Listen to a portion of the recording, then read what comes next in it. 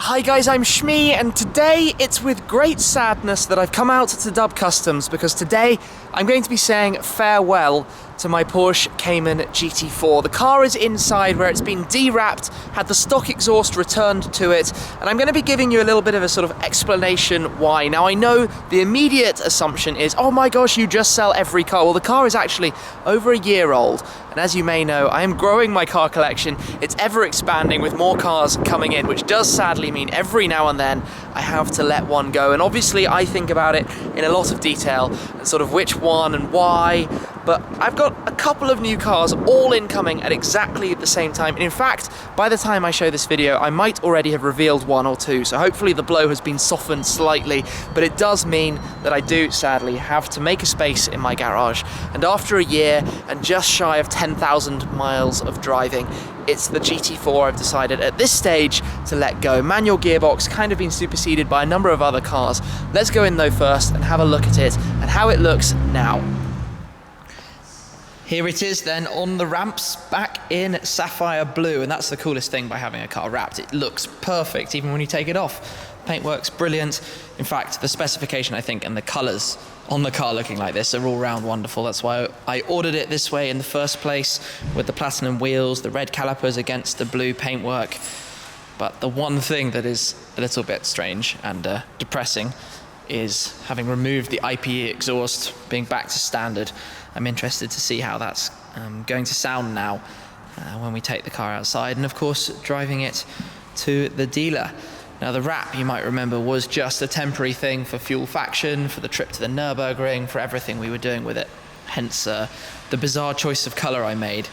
But the Arlon Electric Lime did look, in my opinion, really pretty cool, but I do love it back in blue. This is such a good colour for this car. So that is now completely reverted back to original. It's in a very nice shape.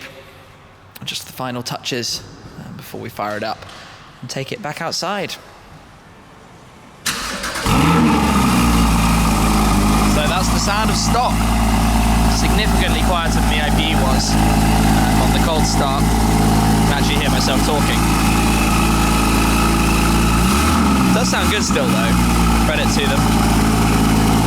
The number plates are on, and that means it's time to take it back outside for the last ever drive. I've got about an hour to go from here to Porsche Colchester, where of course I bought the car in October last year. The guys there have been fabulous. The car hasn't actually had to go back at any point since then to now for anything, because it's a Porsche and it's brilliant.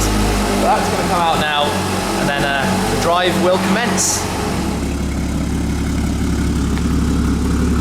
Out into daylight. That colour is really good.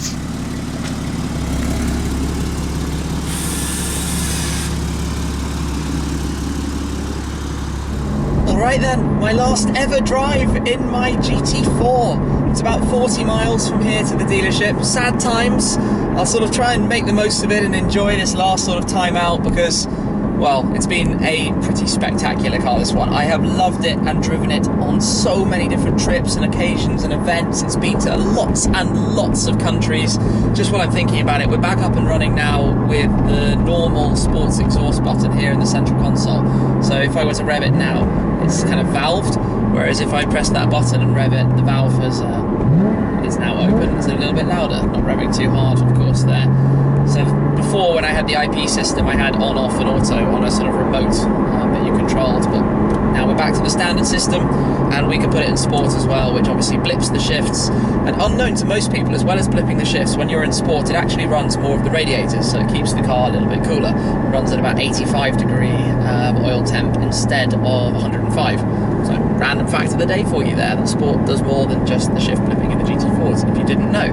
But this car, I've taken it to many things. I mean, just recently, obviously, the whole massive Ultimate Carnage tour. It went on Fuel Faction around Bosnia, Montenegro, Croatia.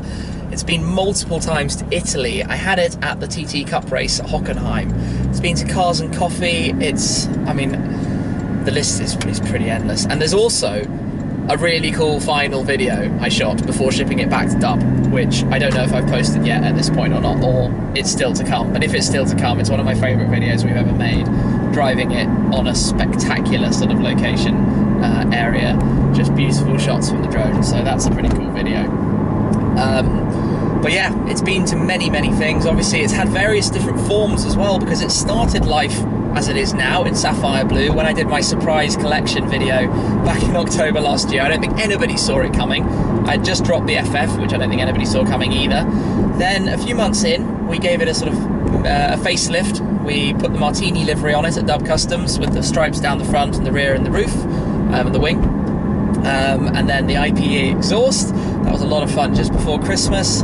Then obviously I ran it like that for 6 months or so, and then in the summer we turned it electric lime, not necessarily to everyone's taste, but I wanted that colour to make the car stand out on Fuel Faction, and I think a lot of people didn't quite understand that's what I was going for. What's happening here? Somebody's not going the roundabout. Yeah, but I just wanted to make it look really sort of out there and bold. You know, it was sitting next to the McLaren and the Ferrari, and I wanted to give it a look that would truly pop. I know that word gets used an awful lot, but I think he did a pretty good job of that.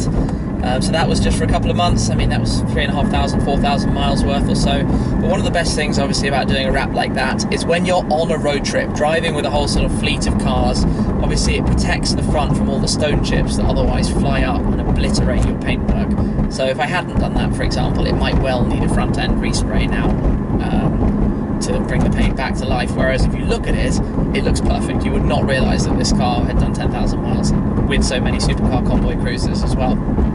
We also had the K&N filters in here too, and I'd taken them out. It looks like I've got a road closed in front of me, which is really bad, because Waze is supposed to know that kind of thing. That's a pretty poor effort on its behalf. But there's a diversion around here, so we'll go that way. And hopefully end up in the right place. So yeah, many trips done. It's been a lot of fun, amazing memories with this car. I mean, it was Evo Car of the Year last year, and I shot a whole series of videos talking about that comparison, how the GT4 and the 675 LT, because the GT4 came out on top, how a cheaper car can be slightly more exciting, how it can be more of a driver's car, because it's, you know, performance numbers are not what all of this world is about. You can have an insanely powerful car, but what's the point if you can't use it? And this 385 horsepower combined with this gearbox, the beautiful manual gearbox, mean that you're not going silly fast all the time. You're just going to have a lot of fun and smiles on your face while you're doing it. So it's a brilliant setup. Now let me talk about why I'm selling it, because I know, like I mentioned earlier, this is going to be the one that you're all going to cling on to in a very big way. Because I had a lot of stick when I sold the 675 LT Coupe to take delivery of the Spider, because I thought it was, in the end of the day, pointless having two of the same car. And at the time, funds didn't allow me to run both simultaneously, which would have been utterly stupid anyway. What can I say? So I've had it for a year. I've had many good miles in it. I've let some of my friends do miles in it. You might even have seen some of their videos, obviously on Fuel Faction.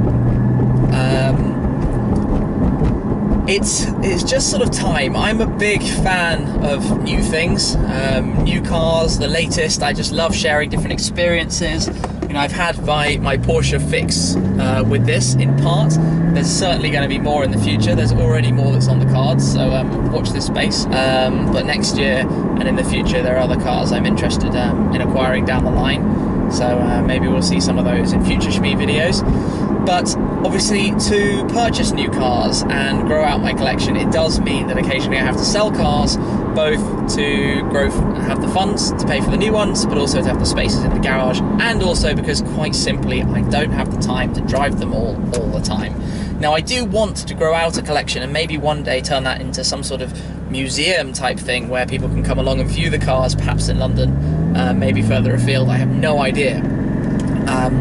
So it kind of meant that with my recent purchases, the Focus RS, for example, manual, sports car, similar-ish power, lots of fun. The Aston GT8, more exclusive manual fun. The Mini, manual around town. But it means that I've ended up with sort of, well, more than 3 manual cars in my garage. And I figured that the GT4 just isn't going to get very much use, so it's time to let it move on to another home, basically. And let's be real, the car is still trading for quite a sizable amount of money. You know, I honestly, it's going to sell for a little bit more than it cost new, which is obviously quite nice when you've driven a car this much. I mean, at the time of buying it, there was no way to know that. It was all about buying it to be an enjoyable experience, which it has been in every single way. But it's a hard one to explain because I've raved about it so much, and it is a really, really good car. It's mostly just that for me right now, I'm looking for the next sort of chapter, the next thing. And that might not make sense now. It will make a lot more sense in future videos. So you have to bear with me here. There are other cars in the works that will fill that niche. So if you're sad that this has left, there are things that are incoming that hopefully you'll be less sad about. That will make sense in due course, I promise. It's quite a hard one for me to explain while trying to keep some secrets. I have absolutely no idea where I'm going right now either, which is not helping my life one single bit. I don't quite know why everybody's staying in that lane, but let's go this way. Yeah, I mean, it's a brilliant machine. It's an absolutely brilliant machine, but time does its thing, and it's time for the next adventure to get started.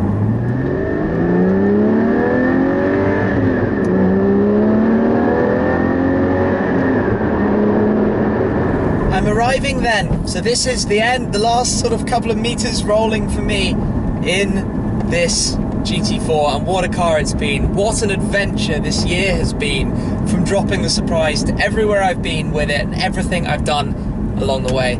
It's a fantastic machine and it will sorely be missed, but it's going to move on to another home, and I'm sure it'll be very, very much enjoyed there too. I'm just going to park it up here, take a nice photo, bring things to a conclusion. I know it sounds crazy to say goodbye, but hopefully I've slightly explained why. Obviously, as I grow my sort of collection of cars, it's always going to be a couple come in, one has to go. It's the way it is. I've enjoyed the car massively, so much fun over the last year. Massive thanks to Porsche Colchester for everything along the way, getting the car, delivery of the car.